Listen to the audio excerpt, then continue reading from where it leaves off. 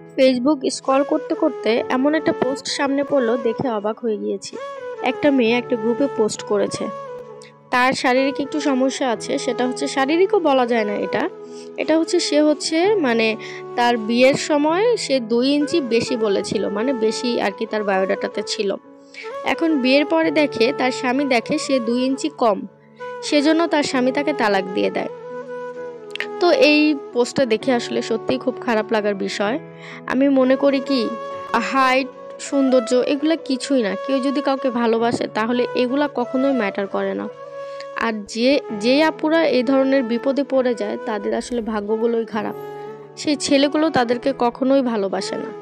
তারা চায় যে এই মেয়েটার একটু ভুল পেয়েছি, তাহলে একে ছেড়ে দেয়, তাহলে হয়তো আরও একটা পাবো, সেটা হয়তো বা আরও ভালো লাগবে আমার কাছে, এরকম ধরনের ভাবে। এজন্য আপু মন খারাপ করবেন না, আল্লাহ হয়তো আপনার ভাগ্যে আরও বেটার কিছু রেখেছে।